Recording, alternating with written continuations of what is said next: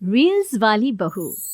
प्रज्ञा को रील्स बनाने का बड़ा ही क्रेज है और वो दिन भर रील्स बनाती रहती है।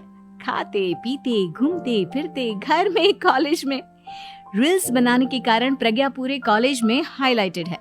जहां उसकी रील्स सभी को पसंद आते हैं, वहीं मनीषा चिंता में डूबी रहती है। एक रोज जब खाते हुए प्रज्ञा रील्स बना रही होती है, तब मनीषा कहती है, एक मिनट भी चैन नहीं है इस लड़की को। ये नहीं कि खाना तो आराम से खा ले, लेकिन नहीं, अरे थोड़ी देर रील्स नहीं बनाओगी तो आसमान नहीं टूट पड़ेगा। अरे मम्मी, इसी को तो कहते हैं डिटर्मिनेशन। तुम नहीं समझोगी ये सब। भगवान, इस लड़की को सद्बुद्धि दे। जब देखो तब टेढ़ा बाका मुंह बनाती रहती है। मनीषा की बात का प्रज्ञा पर जरा भी असर नहीं होता और वो खाते खाते रील्स बनाती रहती है। दिन बीतने लगते हैं और देखते देखते प्रज्ञा का कॉलेज भी खत्म हो जाता है।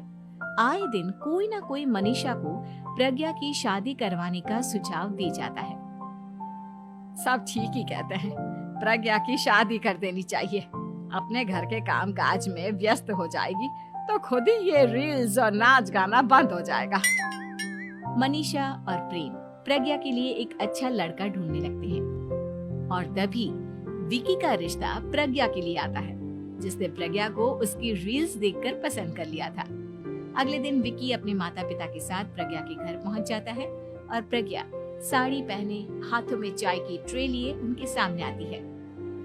जब विकी को पसंद है तो हमें भी बहू पसंद है। बहन जी, आप बारात की तैयारी कीजिए। एक बार लड़का लड़की अकेले में बात कर ले तो अच्छा रहेगा। हाँ हाँ, क्यों नहीं। मनीषा विकी को प्रज्ञा के कमरे में भेजती है, जहां प्रज्ञा पहले से ही रील्स बना रही होती है। तभी विकी कहता है, आ गए आपके साजन जी। हमारे साथ ये रील्स कंप्लीट करती तो और भी अच्छा रहता। अच्छा जी, अब आ ही गए हैं तो बना ही लेती हूँ आपके साथ। दोनों मिलकर रील्स बनाते हैं। जब वी मीट और तुरंत पोस्ट भी कर देते हैं। फिर विकी कहता है, जब आप साड़ी में चाय लेकर आई तब मुझे लगा कि कहीं मैं गलत घर में तो नहीं आ गया। अब सही है। दोनों की शादी पक्की हो जाती है और शादी के दिन भी प्रज्ञा रील्स बनाने से चूकती नहीं। यहाँ तक कि बारात के समय भी नाचते हुए रील्स बनाती है। सभी लोग प्रज्ञा की तारीफ के पुल बांध देते हैं और प्रज्ञा नाचती गाती अपने ससुराल चली जाती है। सब कुछ अच्छा चल रहा होता है। प्रज्ञा यहाँ भी दिन भर हर चीज की रील्स बनाती रहती है। लेकिन कुछ दिनों के बाद जब सुनीता कहती है, बहू, ये रील्स के साथ साथ कुछ काम भी कर लिया करो। वैसे तुझे और क्या क्या बनाना आता है? मम्मी जी, वैसे तो सब कहते हैं कि मैं सब कुछ अच्छा बनाती हूँ, लेकिन मुझे लगता है कि मैं मैगी अच्छा बना लेती हूँ। हाँ, कॉफी भी अच्छा बना लेती हूँ और मुंह तो सबसे अच्छा बना लेती हूँ। हैं? अच्छा अच्छा। सुनीता अपना माथा पकड़ लेती है और कहती है, बहू, कुछ खाना बनाना भी सीख लेती। मम्मी जी, मैं लंबी प्लानिंग कर रही हूँ। जल्दी ही मैं इतनी फेमस हो जाऊंगी कि मुझे पैसे मिलने लगेंगे। हम दोनों सास बहू राज करेंगे, राज। नौकर काम करेंगी और लोगों की तो लाइन लगेगी हमसे मिलने के लिए। तेरा दिमाग खराब हो गया है क्या बहू?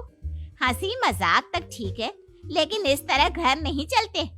जितना जल्दी हो इस घर के तौर तरीकों को सीख लो। प्रज्ञा मुंह घुमाकर चली जाती है और तुरंत उसी वक्त एक रील बनाती है। ये देख सुनीता का गुस्सा 7वें आसमान पर चला जाता है और विकी के घर आती ही सुनीता उसे सब कुछ बताती है। विकी भी अब प्रज्ञा की इन हरकतों से परेशान हो जाता है। तुम टेंशन मत लो मम्मा, मैं देख लूंगा। विकी कमरे में जाता है तो देखता है कि प्रज्ञा रील्स बना रही है। विकी बड़े ही प्यार से प्रज्ञा से कहता है, प्रज्ञा, इन सब के लिए मैं तुम्हें मना नहीं कर रहा हूँ, लेकिन फिर भी हर वक्त तो ये अच्छा नहीं लगता ना। समझने की कोशिश करो, मुझे भी तुम्हारा थोड़ा वक्त चाहिए। मैं जब ऑफिस से आता हूँ तो मुझे समय देने की जगह इसी में लगे रहते हो। तुम ज्यादा ही सोच रहे हो। तुम भी मेरे साथ रील्स